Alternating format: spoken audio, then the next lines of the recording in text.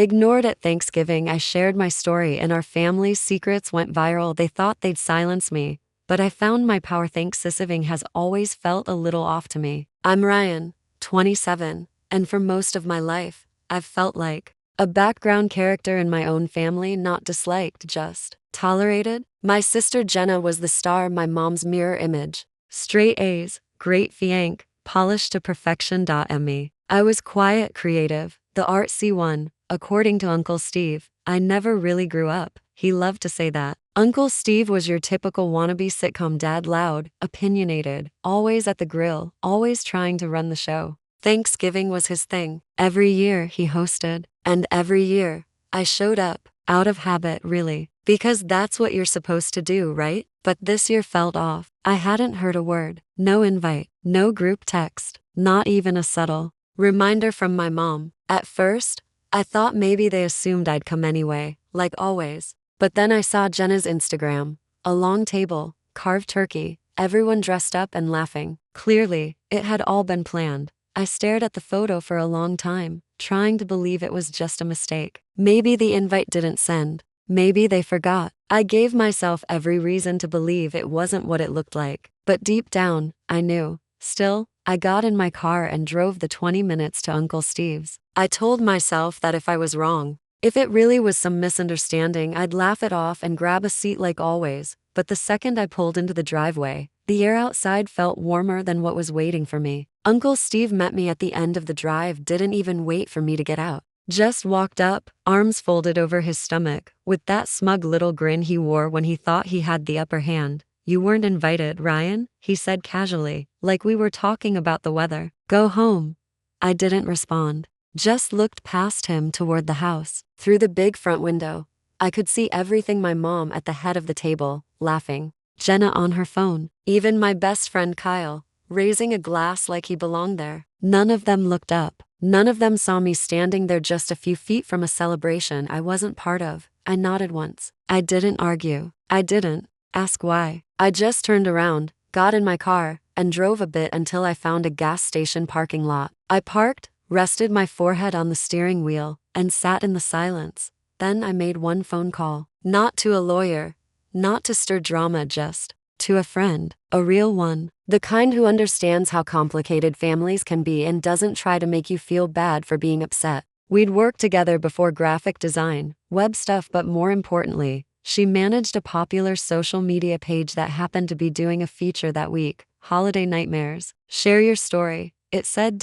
So, I told her. Every word, not out of anger, not to get back at anyone, just the truth. I told her about not being invited, about Uncle Steve meeting me in the driveway, about seeing my family and Kyle inside. I didn't mention any names, just the story. Honestly, she stayed quiet the whole time. Then she said, "This fits the theme perfectly. Want me to post it anonymously?" I didn't hesitate. Go ahead. 20 minutes later, my phone started buzzing. First Kyle, then Jenna, then my mom. Missed calls, texts. It was like a dam broke. The post had gone viral faster than I ever expected. Thousands of strangers were reacting, some shocked, some sharing their own family experiences. I hadn't even opened Instagram or Facebook yet, but I knew exactly what was happening. Then, a call from Uncle Steve. I ignored it.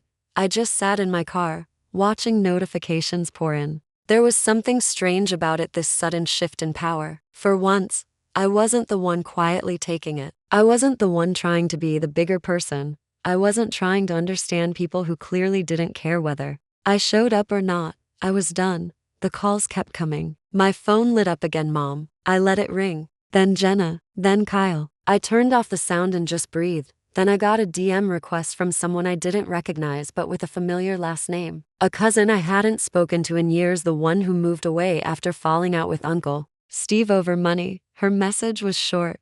Good for you. Someone finally said it. That's when it hit me. This wasn't just about being left out of one dinner. This was about years of being quietly pushed aside. Years of swallowing feelings to avoid being difficult. It was about sitting through family events feeling invisible. And now, suddenly, people were noticing. Not just strangers, but the people who never expected me to speak up. Only this wasn't about standing up anymore. It was about walking away. And they weren't ready for that. By the time I got home, it was dark. The leftovers I had made that morning just in case were still in the fridge. Turkey sandwich, cranberry sauce, store-bought pie. I heated them up, sat on the couch, and ate quietly while my phone buzzed like some far-off alarm I had no reason to answer. I checked the post once. Just once. The comments were coming in nonstop. People sharing their own stories. This happened to me last year. I cried reading this. Families like that don't deserve your silence.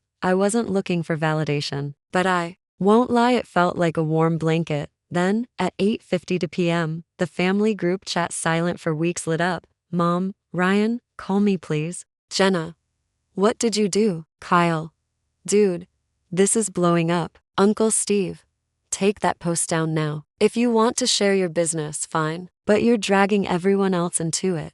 I didn't respond. Not right away. I needed to let it settle. Let them feel what it's like to be the one scrambling to explain. Around 9:30, Mom called again. No voicemail this time. Just silence when I didn't answer. At 9:43, she texted something that stopped me. We didn't mean to hurt you. Steve said you were traveling. I thought you weren't coming this year. Traveling? No one asked. I hadn't gone anywhere. I live 10 miles away. I hadn't even mentioned a trip. It was a lie, a cover story, probably something Steve told. To avoid uncomfortable questions, I didn't know what hurt more, being excluded or realizing they made up a reason for my absence without ever checking if I wanted to be there. Then Kyle texted, dude, I had no idea. I swear I thought you were busy or something. Your mom said you canceled. I shouldn't have believed her. I'm sorry. It wasn't much, but it sounded halfway honest. Kyle and I had been friends since 6th grade. We'd done everything together: late night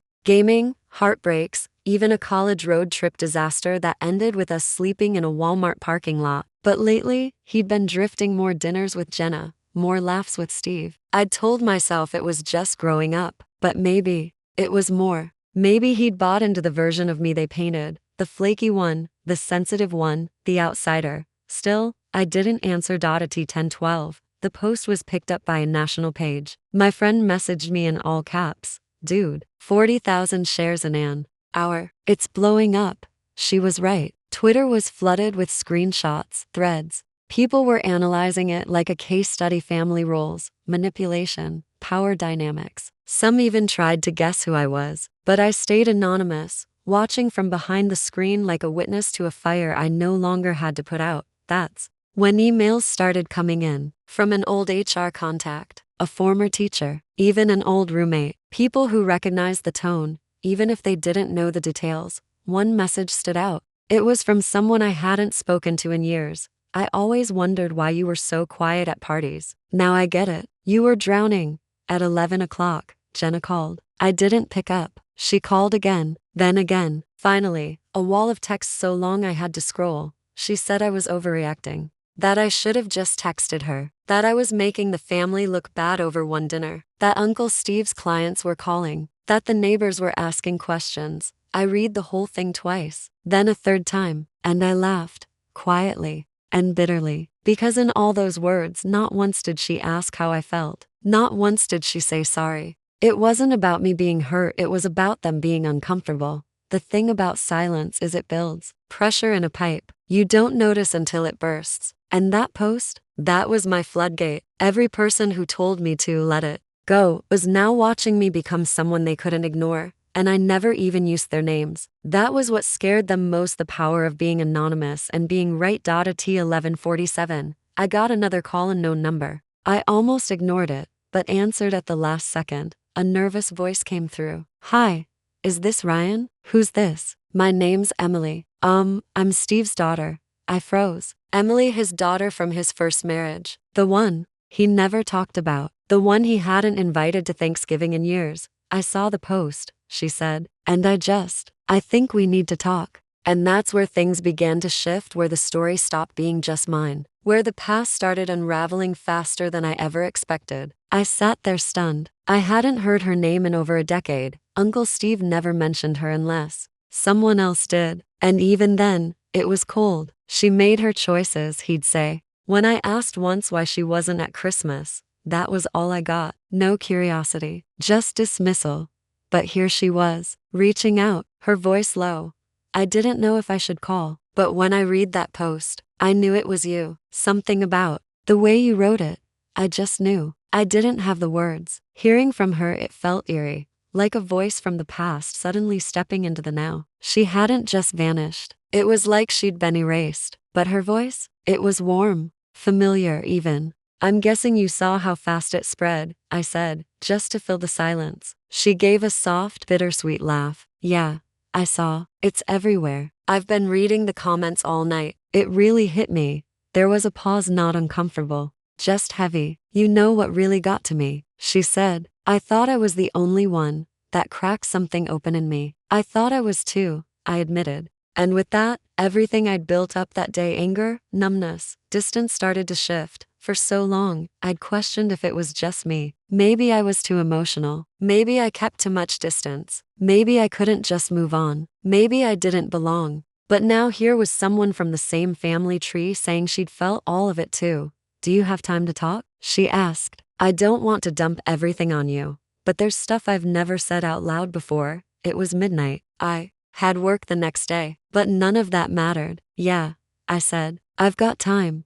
We talked for hours. She told me about Steve, how he played her against her mom, threw money at problems only to take it back when control was threatened. How he told everyone she was difficult and spoiled, when all she did was start asking questions he didn't want to answer. When she turned 21, he cut her off. Told the family she had moved on, but she hadn't. She'd just stopped fighting to be seen. Then she said something I'll never forget. He taught me that silence was the cost of peace. But silence didn't bring peace. It just made him more comfortable. I didn't realize I was crying until I tasted salt on my upper lip. It was like every unspoken truth I'd buried had finally found a voice, hers. And it wasn't just about Steve. It was my mom ignoring what didn't fit the narrative. Jenna laughing at the jokes. Kyle, my so-called best friend, joining them like it was just another normal Thursday. It was years of feeling like the outsider and pretending that was fine. Emily and I talked until nearly a.m. and by the end, I felt lighter. Not healed, far from it, but seen.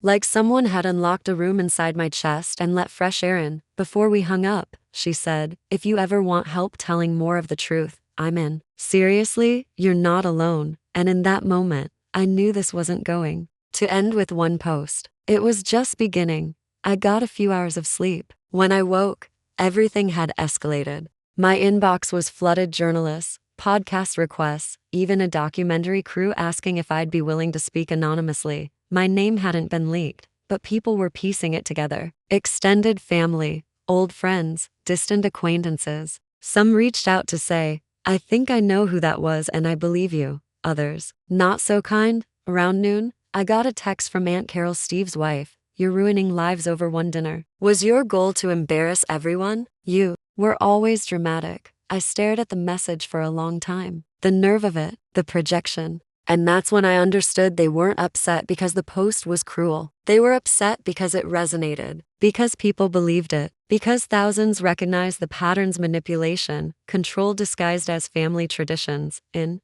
their world, image was everything. So I started gathering receipts. I didn't plan to go public again, not yet, but I began collecting things: screenshots, texts, voicemails, things I'd let slide to keep the peace, like when Jenna forwarded a family vacation invite to everyone but me. The message from Mom asking me not to make a scene at Christmas because Steve wasn't in the mood. The audio clip from my graduation dinner where Steve said graphic design wasn't a real career. Piece by piece, I was building a timeline, a record, because this time, I wasn't going to let them rewrite the story. Then something happened I hadn't expected. A knock at the door. No one had buzzed in. My building has a security system, but at 3:15 p.m., 3 sharp knocks. I froze. Could have been anyone: a neighbor, a reporter, the landlord, or them. I walked to the door, heart racing, looked through the peephole. My stomach dropped. It was my mother, and next to her, arms folded, Uncle Steve. I didn't open the door right away. Just watched. Mom fiddled with her purse. Steve paced like a lion, tense, performative. The audacity of them showing up unannounced after cutting me out on Thanksgiving made my hands clench, but I wasn't going to lose control. I opened the door just a crack, chain still latched. What do you want? Mom looked startled at my cold tone. Ryan, sweetheart, can we come in? We just want to talk, Steve scoffed. We wouldn't need to talk if you hadn't made that ridiculous post. You could have just called. My voice stayed steady. You could have just invited me. He started to speak, but I cut him off. You know what? No, you're not coming in. Say whatever you have to say right here. Mom looked hurt. Ryan, this isn't you. Isn't me? Or not the version you're used to, the one who smiles and pretends it's fine. I'm done with that. Steve took a step forward. I pulled the door tighter. He could barely see my face. We've been getting calls, he said. People are asking questions. My business partner saw the post. Carol's been crying. You've made us into a public circus. No, I said. You did that. I just told the truth. Mom's voice wavered. Do you really think we meant to hurt you? You've always been sensitive. We thought you didn't want to come. Steve said you were busy. I never said that. I cut in. You never asked. You assumed. Or worse, you lied. Because pretending I didn't matter was easier than facing how you really treat me. Silence. Then Steve laughed, bitter. You're acting like some kind of martyr. You're not the only one with problems. Grow up. That did it. I shut the door, firm, not loud, locked the deadbolt. I stood there, listening. Mom muttered something about me not thinking straight. Steve cursed. Then their footsteps faded. I leaned against the door and exhaled. A few minutes later, my phone buzzed. Jenna, what are you doing? Why is Mom crying? You need to fix this.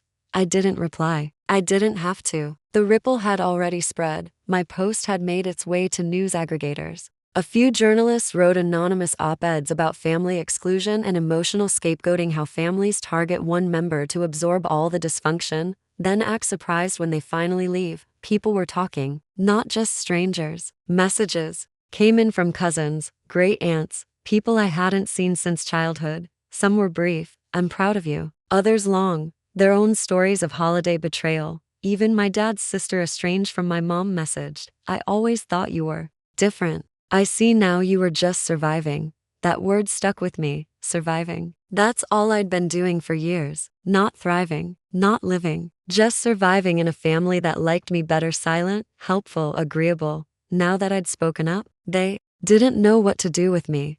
A week passed. I blocked Steve, muted Jenna, ignored Kyle's texts, all variations of can we talk? I didn't care anymore, but I didn't isolate. Emily and I stayed in touch. We got coffee, talked for hours. She told me about the family I'd never seen, the tactics, the divisions, the way people like Steve keep everyone disconnected so no one compares notes. She showed me old emails, messages Steve had sent her mom, threats, ultimatums. One line stood out. Ryan's heading down the same path. Soft, weak. He won't make it unless someone toughens him up. I stared at that for a long time. That wasn't just cruel. It was calculated. He'd been setting up the family to doubt me long before I knew it. This wasn't paranoia. It was a pattern. 2 weeks after Thanksgiving, I got a letter, handwritten, no return address, just my name. It was from Mom. I opened it slowly, expecting guilt, but it was quieter, not quite apologetic, but thoughtful. I read everything. I read the comments. I read what people said about mothers like me. I was angry at first, but then I remembered your face as a boy, how you shrank when voices got loud, how you disappeared into corners. I didn't protect you. I let others define you. I stood by. I didn't think I was doing harm, but silence is harm too. I don't expect forgiveness, but I want you to know I see it now. I'm sorry. I read it over and over. It wasn't enough, but it was something. For the first time in years, I felt seen. Christmas came. I didn't go home. I spent it with Emily and some friends who'd also stepped away from family. Takeout, board games, Netflix. No drama. No guilt, just connection. The kind I once thought only existed in movies. It wasn't flashy. It wasn't revenge. It was peace. And for the first time, I didn't feel the need to prove anything. I didn't need their approval. I had truth and people who believed me. So when New Year's came, I wrote a follow-up post. No names, no accusations, just reflection.